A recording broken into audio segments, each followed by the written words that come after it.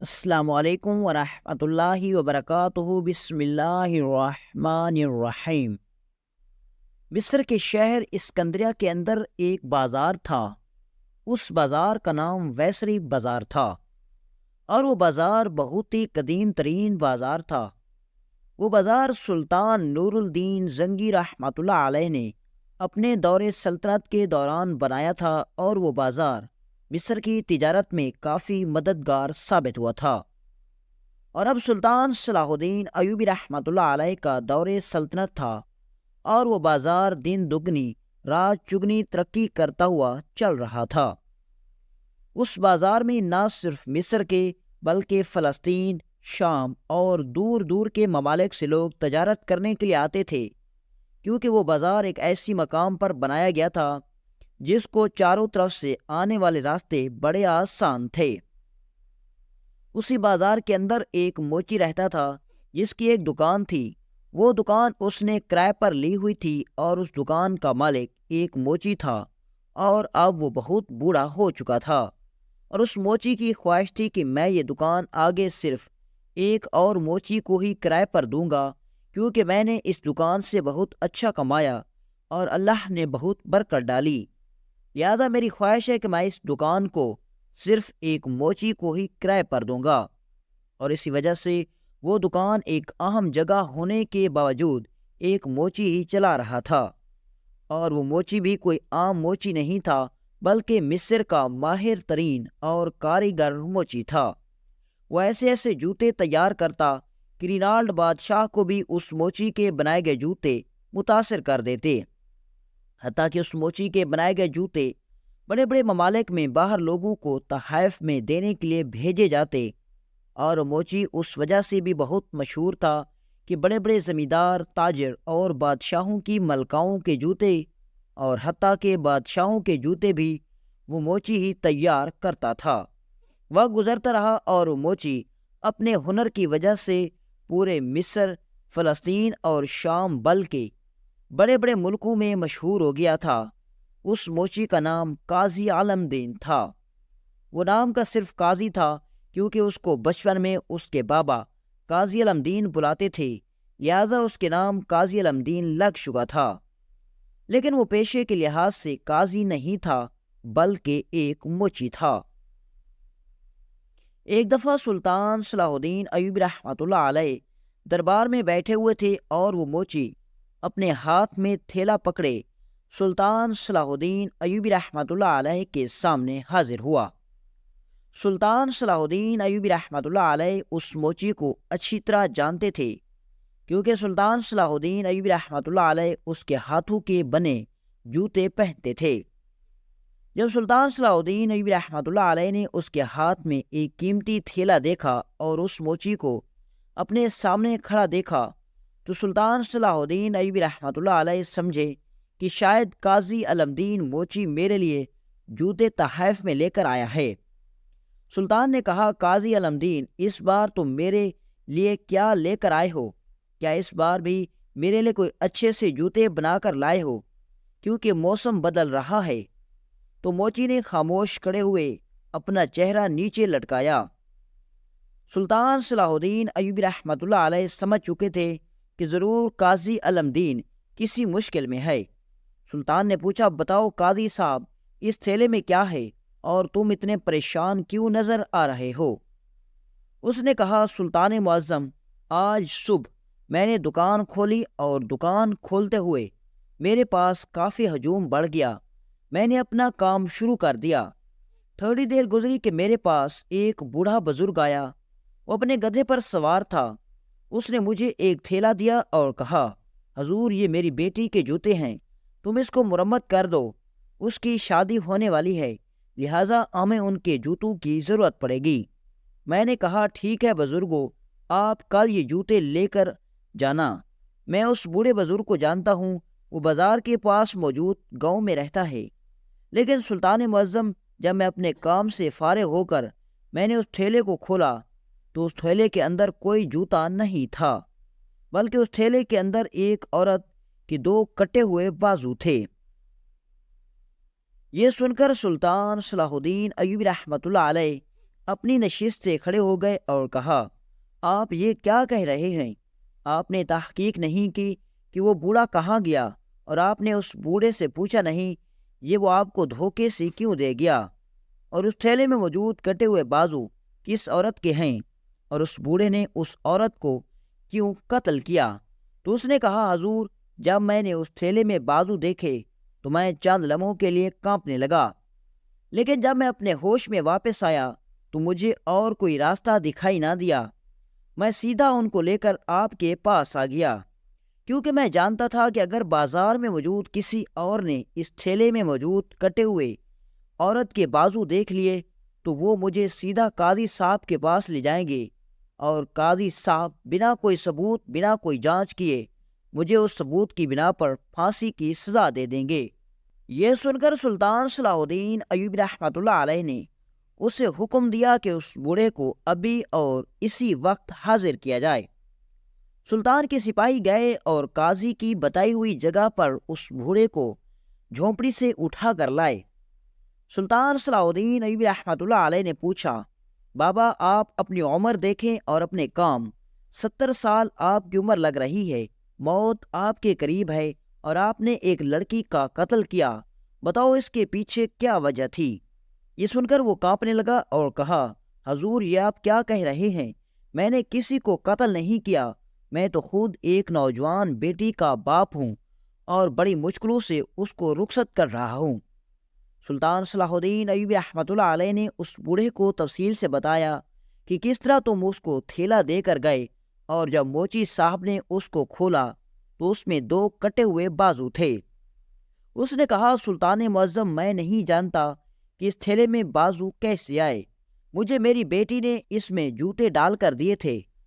پھر سلطان صلاح الدین ایوبی رحمۃ اللہ علیہ نے اس سے پوچھا، بابا جی جب آپ اپنے گھر سے وہ تھیلا لے کر گزرے تو آپ نے کہیں پڑاؤ کیا تھا، کہیں آپ رکے تھے، یا آپ کو کوئی راستے میں ملا تھا؟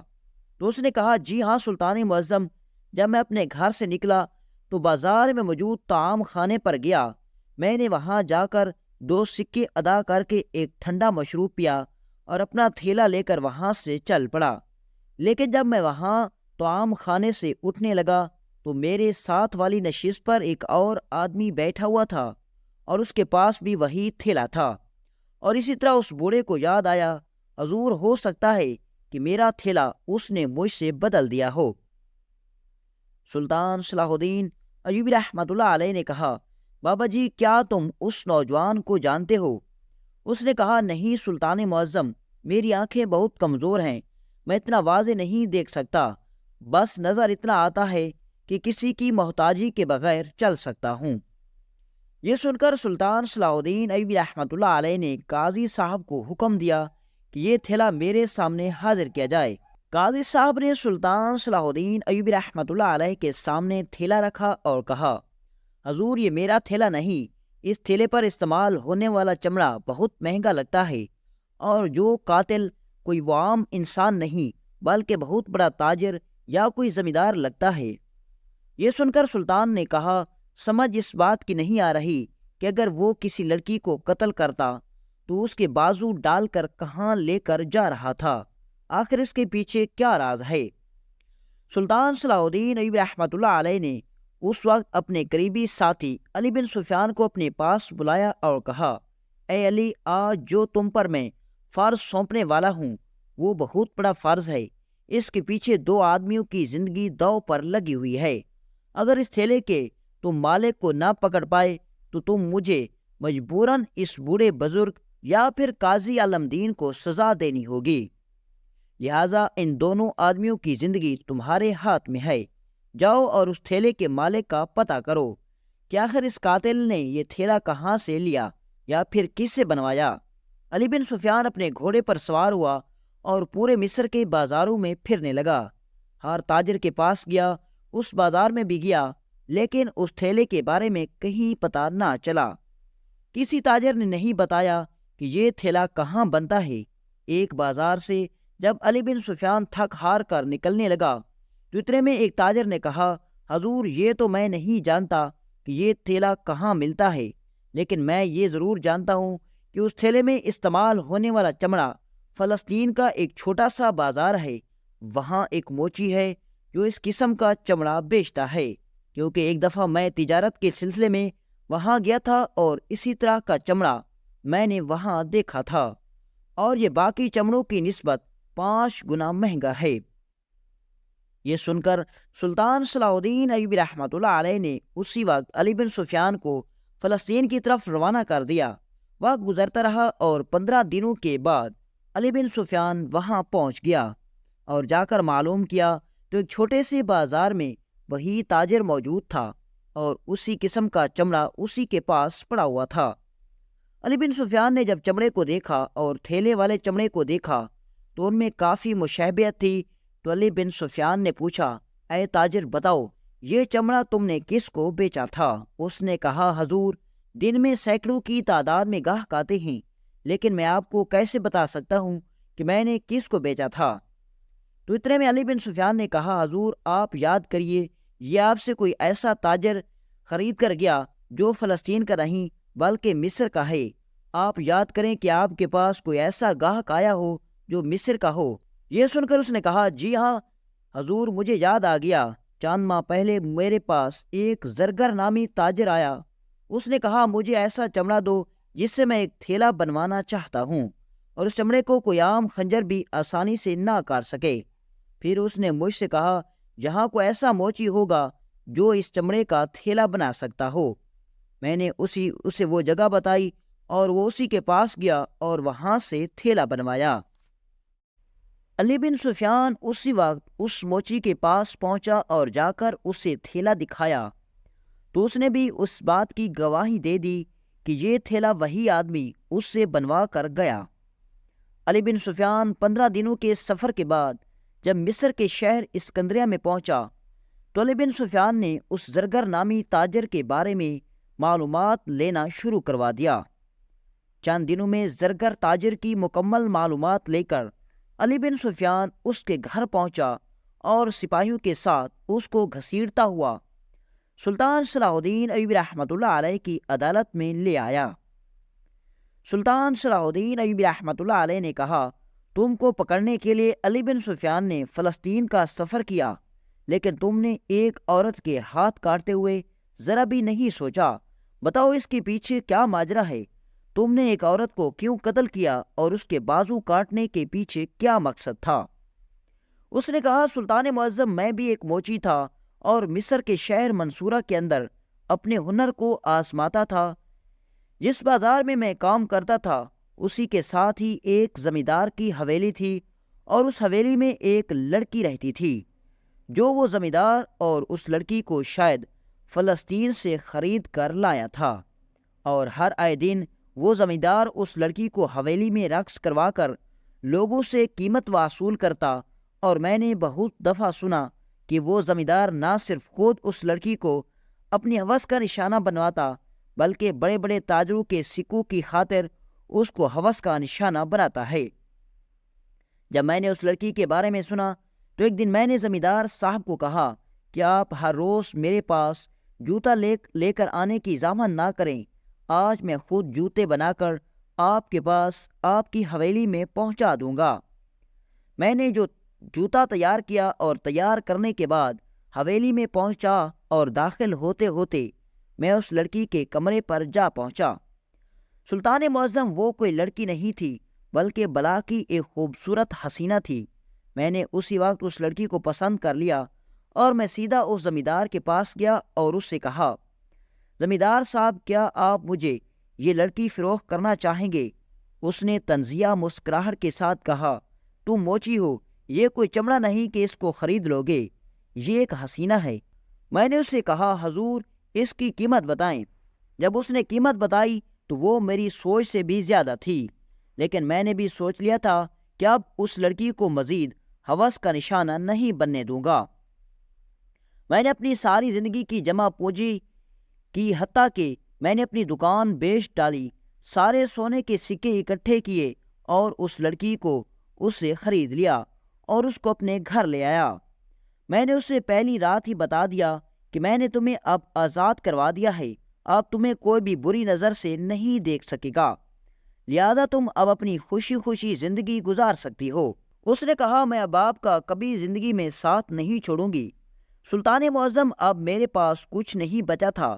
میں ایک تاجر کے ساتھ چند دنوں کے لیے دوسرے علاقے میں تجارت کرنے کی غرض سے اس کے ساتھ چلا گیا تاکہ کچھ سکے اس تاجر سے مل سکیں، لیکن چند دنوں کے بعد جب میں مقررہ وقت سے پہلے گھر لوٹ آیا، جب میں گھر لوٹا تو مجھے پتہ چلا کہ میری بیوی تو اپنے گھر میں موجود نہیں ہے۔ معلوم کرتے کرتے میں اس حویلی میں جا پہنچا تو میری بیوی دوبارہ اسی حویلی میں رقص کر رہی تھی اور تمام لوگ شراب کے نشے میں دھت میری بیوی کا رقص دیکھ رہے تھے۔ مجھے بہت غصہ آیا، لیکن میں نے اپنے غصے پر قابو کیا اور اپنی بیوی کو گھر لے آیا اور اس کو قتل کر کے اس کا باقی جسم جا کر جنگل میں دفنا دیا۔ لیکن میں نے اس کے بازو کاٹے اور اس کو تھیلے میں ڈالا اور یہ سوچ کر میں لے کر آ رہا تھا کہ جا کر اس وحشی زمیندار کو دکھاؤں گا کہ جو چیز میری نہیں ہو سکی وہ تمہاری بھی نہیں ہونے دوں گا۔ میں نے اس لڑکی کی قیمت ادا کی، میں نے اپنی ساری زندگی کی جمع پونجی لگا دی تھی، لیکن اس نے پھر بھی مجھے دھوکہ دیا۔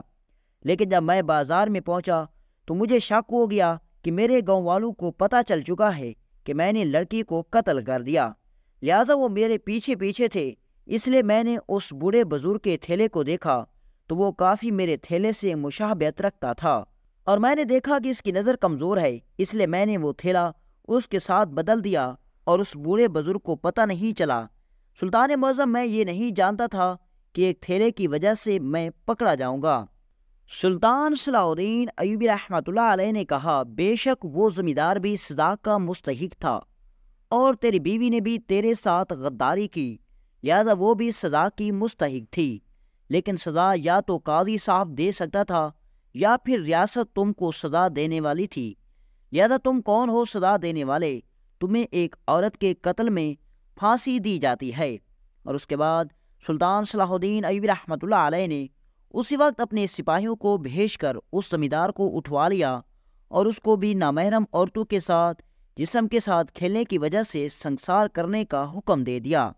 اور اسی طرح سلطان صلاح الدین ایوبی رحمۃ اللہ علیہ نے ایک تھیلے کی مدد سے قاتل کو پکڑ لیا، اور اس کے بعد سلطان صلاح الدین ایوبی رحمۃ اللہ علیہ نے اس بوڑھے بزرگ کی بیٹی کی رخصتی کا سارا خرچہ خزانے کی طرف سے ادا کر دیا، اور اس قاتل کی دل میں منافقت کی وجہ سے، کیونکہ وہ اس بوڑھے بزرگ کو اپنا گناہ تھوپنا چاہتا تھا، اور اس قاتل کی وجہ سے سلطان صلاح الدین ایوبی رحمۃ اللہ علیہ نے اس بوڑھے کی اتنے بڑے بوجھ کو اپنے ذمہ لے لیا اور اس کی بیٹی کو رخصت کروا دیا، اور قاضی عالم دین کو اس کی عقل مندی کی وجہ سے بھی انعام و کرام سے نواز کر اپنے گھر کی طرف رخصت کر دیا۔